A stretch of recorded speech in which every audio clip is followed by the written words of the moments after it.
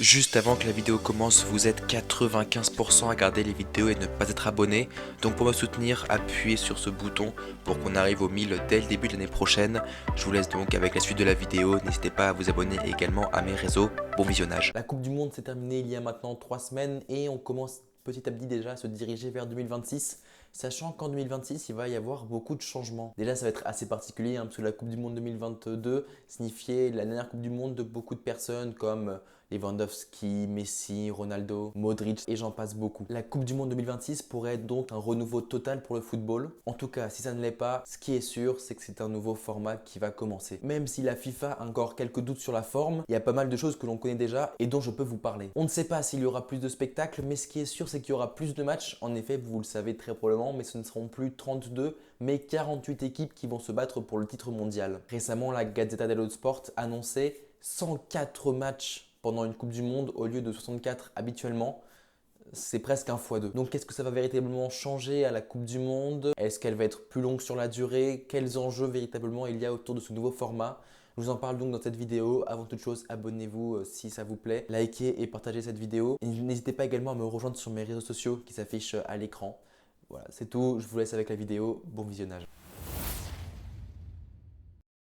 On va un petit peu remonter dans le temps, en 2017 précisément, où Gianni Infantino, le président de la FIFA, annonçait alors cette grosse information, 48 équipes seront présentes à la Coupe du Monde 2026. Ce nouveau nombre va remplacer le nombre tout simplement de 32 équipes qui étaient alors présentes à la Coupe du Monde et ce depuis 1994. Mais alors comment est-ce que tout ça, ça va s'organiser, notamment au niveau des qualifications? En tout cas, cette recomposition est largement en faveur des pays africains. En 2022 au Qatar, il y avait 5 pays africains présents, le Cameroun, le Sénégal, la Tunisie, le Maroc et le Ghana. Et bien dorénavant, il y en aura 9, soit 4 de plus. L'Asie gagne aussi au change puisque au lieu de 4 ou 5 en fonction des barrages, pays représentant l'Asie en Coupe du Monde, et bien là, il y en aura 8. Pour l'Europe, 3 pays de plus vont être qualifiés en Coupe du Monde, ce qui passe donc le nombre de pays qualifiés de 13 à 16. Maintenant, côté américain. Pour l'Amérique du Nord, on va passer de 3 à 6 continents. Quand je parle de l'Amérique du Nord, c'est l'Amérique du Nord et l'Amérique centrale, ce qu'on appelle la CONCACAF. Sachant que forcément, Canada, Mexique et États-Unis seront qualifiés d'office pour leur Coupe du Monde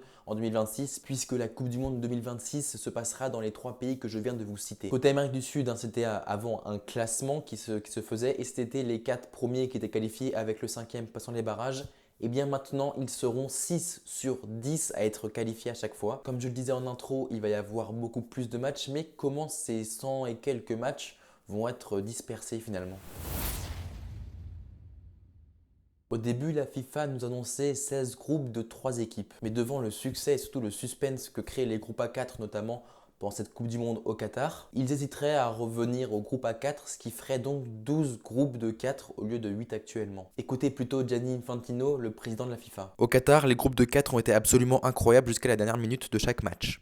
Nous devons reconsidérer cela, au moins rediscuter le format, si c'est 16 groupes de 3 ou 12 groupes de 4. À l'issue de cette déclaration, Gianni Infantino a annoncé que la décision serait prise dans les prochaines semaines. Donc en gros, on devrait avoir l'annonce dans pas très longtemps. Mais avec autant d'équipes, la phase finale va aussi changer. Quand je parle de phase finale, je parle après les phases de poule. Si les 16 groupes de 3 sont retenus, on aura donc au total, si on garde le format actuel, de donc les deux premiers qualifiés par poule. On aura donc 32 équipes, soit de quoi former maintenant des 16e de finale. Vous l'aurez donc compris, les 16e de finale feront très probablement leur apparition en 2026. Et même si on garde les groupes de 4 finalement, puisque ce serait donc 12 groupes de 4, toujours les deux premiers qualifiés, on arriverait à 24.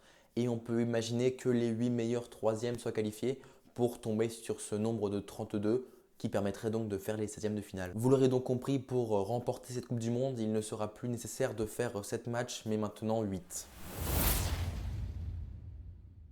Réaliser 104 matchs sur un mois même au niveau organisation est quelque chose de très compliqué à faire. C'est pour cela qu'on peut imaginer que cette Coupe du Monde se déroulera sur un mois et demi, plus un mois et demi quand même. Et même s'il y a des groupes de 3, ça peut être complexe au niveau de l'organisation et assez déséquilibré. Je m'explique. Ce serait assez déséquilibré entre une équipe qui n'a joué qu'un match lors de la première journée et un match lors de la troisième journée, contre une équipe qui en a enchaîné deux et qui n'avait pas eu donc cette longue pause qu'une équipe a pu avoir. Mais là, on ne parle pas un petit peu comme c'est le cas pour les demi-finales de Coupe du Monde avec un jour de différence entre les deux matchs. Là, on peut parler donc de 4-5 jours de plus de récupération, ce qui est vraiment énorme. Bref, comme je vous l'ai dit, ce format de groupe A3 est encore en réflexion au sein de la FIFA. Et personnellement, je préférais quand même continuer à avoir les groupes à 4. Ce que je veux dire par Coupe du Monde individuelle, c'est le fait que ce soit qu'un seul pays qui organise la Coupe du Monde. En fait, je me suis fait la réflexion simplement que déjà accueillir 32 équipes plus les supporters, niveau organisation, c'est très complexe. Mais accueillir 48 équipes, donc encore plus de supporters, ça devient très complexe sur un seul territoire. Et puis il faut compter également le fait qu'il y a 104 matchs à organiser. Justement, ça peut être compliqué à organiser, sachant que des pays ne peuvent pas avoir assez de stades, ce qui les condamne donc à ne pas pouvoir organiser ou prétendent même à organiser une Coupe du Monde s'ils ne sont pas avec un autre pays. Et puis déjà, on va prendre des faits tout simplement. 2026 sur 3 continents, non, sur 3 pays entre les États-Unis, le Canada et le Mexique, sachant que la majorité quand même des matchs vont se jouer aux États-Unis. Et un autre exemple, pour 2030, il y a 3 candidatures officielles qui sont posées. Le Portugal et l'Espagne, auquel s'est rajouté l'Ukraine de manière peut-être un peu plus symbolique. Pour la deuxième candidature, on aurait pour la première fois une Coupe du Monde sur 3 continents différents entre l'Égypte, la Grèce et l'Arabie Saoudite. Et la troisième, c'est encore plus démesuré puisqu'on sera entre l'Argentine, le Chili, le Paraguay et l'Uruguay, sachant qu'ils ont quand même un bel argument du fait que justement l'Uruguay a été la première à organiser une Coupe du Monde et que symboliquement pour les 100 ans, l'Uruguay serait légitime donc à accueillir en partie cette Coupe du Monde.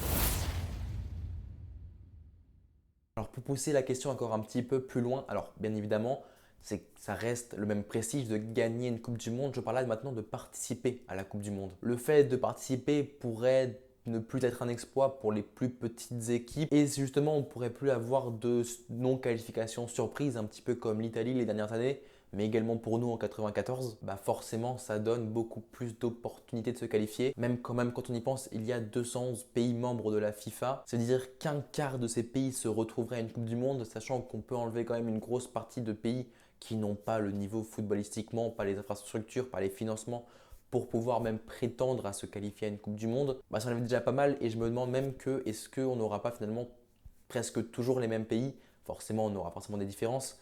Mais est-ce qu'on n'aura plus de surprise dans les qualifications? C'est ça que je veux dire, ça deviendra plus une formalité qu'autre chose. Justement, je parlais de niveau d'être en Coupe du Monde, mais est-ce que les pays qui vont se qualifier en entre guillemets dernier vont tout simplement ne pas forcément être au niveau pour jouer une Coupe du Monde?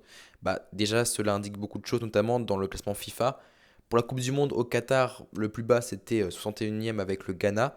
Et le Ghana a superbement bien joué, c'est pas forcément le sujet, mais on va aller jusqu'où. Vous allez me dire que ça va être ceux qui ne sont pas qualifiés entre les 61 et la première place.